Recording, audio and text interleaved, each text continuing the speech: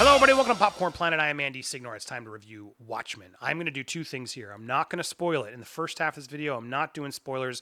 I'm going to give you my overall thoughts because I think a lot of you are sort of wavering, wanting to know, should I watch this? Is this going to actually be good, or is it going to taint my experience of the comics? So for those of you who haven't yet, no spoilers. Second half, I'm going to get into some of the spoilers of the episode itself and speculation of where I think it's going to go. So I'll give you a warning when we get there. But overall, I think a lot of people have just been wondering, is this show going to be good?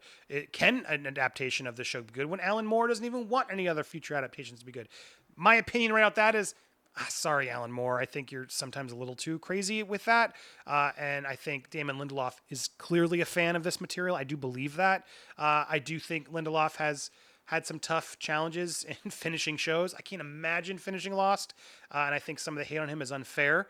I think there's way more positive to that show that him and Hughes should get way more props for than hate for. But side notes, this show, I'm intrigued. I'm pleasantly surprised. It feels very like a part of the Watchmen universe to me.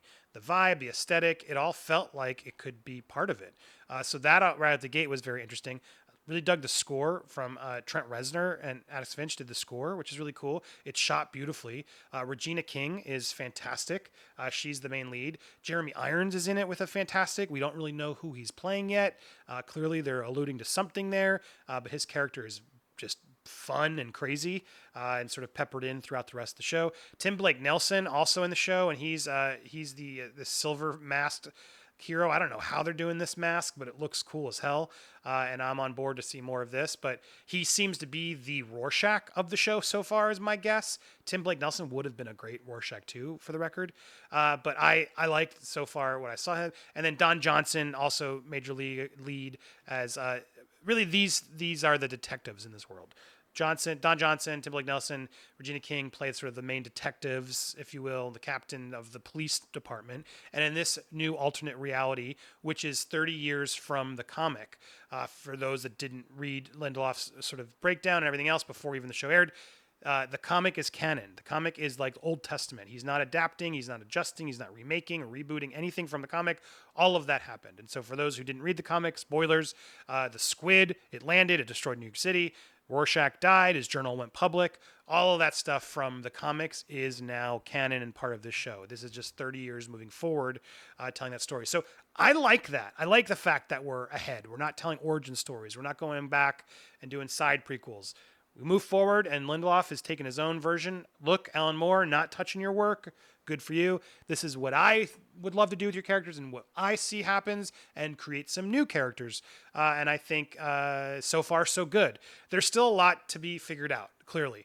But they drop enough sort of cool little homages to the comics, and there's a. Well, I'm not going to do spoilers yet. There's just cool throwbacks to the comics, as well as some new interesting characters that are created that I'm excited for. As I said, these are your characters so far. They're all wearing masks to save their identities out of fear, because they're all up against this group, the 7th Cavalry, which is clearly inspired by Rorschach, since his journal went public. These are sort of the Antifa, alt-right, as one would say, sort of their vilifying white supremacist sort of group is what it seems like. And I think a lot of people, I've seen some online and spoke to some already. Some are just sort of turned off by right out the gate. Sort of the right audience is sort of like, no, come on, this is stupid. I don't want to. Why is that being vilified? Is this just like implying just all Trump voters? Is that who these people are? I didn't get that vibe. I think that's sort of reading too much into it. We don't know yet. And I have faith sort of where the show is going, that I don't think it's going to be all about that. But it is definitely race heavy. Like Lindelof is clearly, while the comics, in the 80s took on the Cold War nuclear threat as sort of the big bad, if you will, he's clearly saying race relations and sort of that sort of tension that we have in America right now is the new sort of thing we got to deal with. So that's clearly going to be part of the show. I mean, the show starts, I thought, beautifully and just heartbreaking by telling the story, or sort of reminding people of something I didn't even really know. I thought this was part of, to show my ignorance, I thought this was just part of the Watchmen alt history, but this was a real thing. It starts in 1921. The first scene of the show, 1921, Tulsa, Oklahoma, showing the Tulsa race massacre. And I had to have someone sort of educate me that this was a real thing. It starts with a boy being stripped from his parents. He's watching another true character, for those that don't know. Bass Reeves is sort of being portrayed on this old black and white film, who apparently was the real inspiration for the Lone Ranger. He was a black man back in that time, and he was a legendary lawman of the Wild West, whose true adventures rivaled those of outlaw wrangled masked character. He was a real-life African-American cowboy who won his story in his prose. Many said inspired the Lone Ranger. So that was in 1893. So this starts off, and then the boy is sort of pulled from his mom and his soldier dad, and they have to run through the streets as we see mass chaos happening. The city's on fire. People are getting shot everywhere, seemingly all racial attacks. And the family's just trying to get the hell out of there and stay safe and keep their child from getting hurt. And they put him on a car. They can't go with them. They leave him with a sign saying, "Protect this boy," and send him off. And I don't even really know if anyone really sort of realized it. It's really sort of a Superman origin that's happening right in the beginning of the show, with Tulsa in flames being the Krypton, sending him off into this world. And that's how the show starts. And so no spoilers here based on the episode. This person's clearly going to be back and part of the show, but that sort of starts the whole thing off. And I thought it was pretty ballsy. And clearly where it's going. And so then we fast forward and we meet the detectives.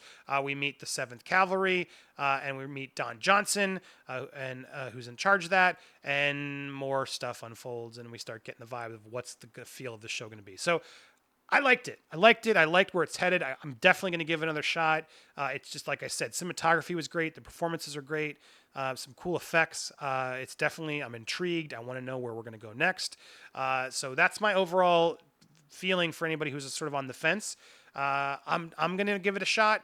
I think some of you should too. If you want to wait for a few more reviews, get it. Wait for a few more episodes so you can binge it. I respect that too, because I don't know. I could see this show going somewhere great or completely going down in flames. But I'm enjoying the ride right now. We'll see how it goes. But it's a 9-episode series, I believe, when I read. So not that long. So that'll be a nice sort of short wave. So if you want to wait till closer halfway and see if it works, more power to you. So now to get to spoilers, sort of what if you watched the episode, let's break some of the stuff down of some of the things I noticed from the comics, etc. That origin story, obviously, he shows up at the end in the wheelchair, where we reveal that main character died, which was pretty surprising.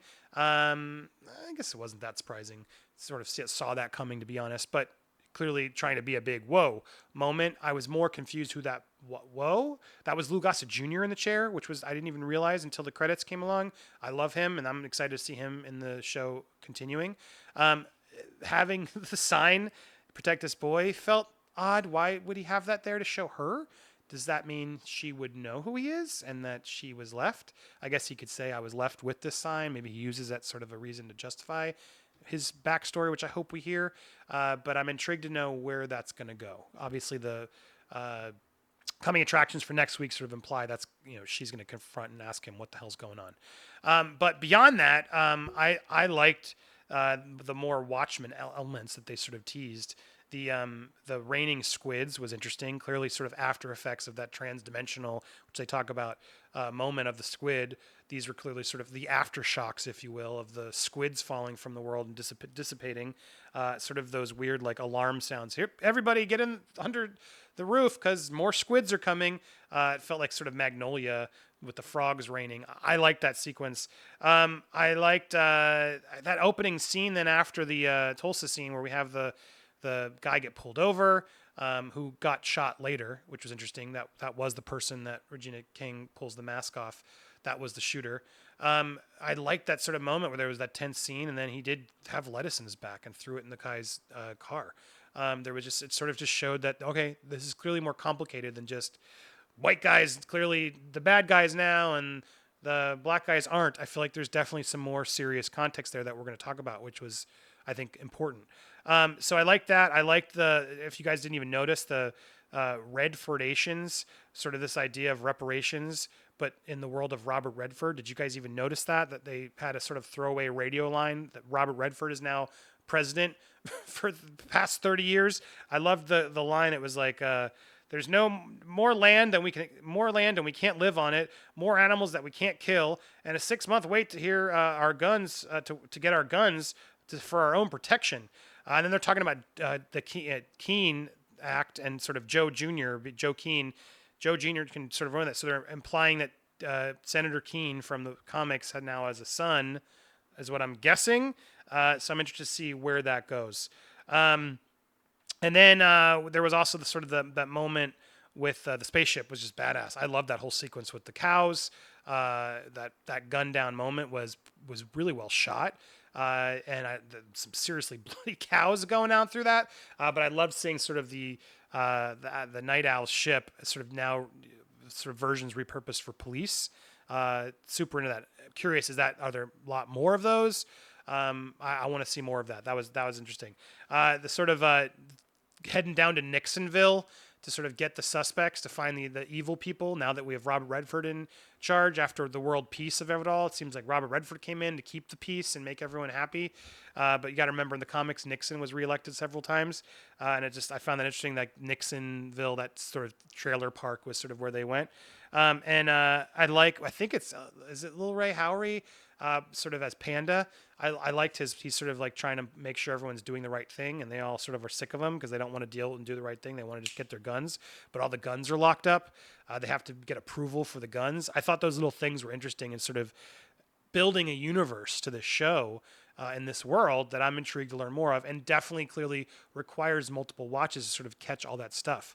But that moment in the opening with the cop trying to get Panda to let him unlock the gun, and then Don Johnson sort of approving, all the cops say, yes, all right, we're threatened, so yes, you guys can just automatically have your guns armed, paints an interesting universe that we're in.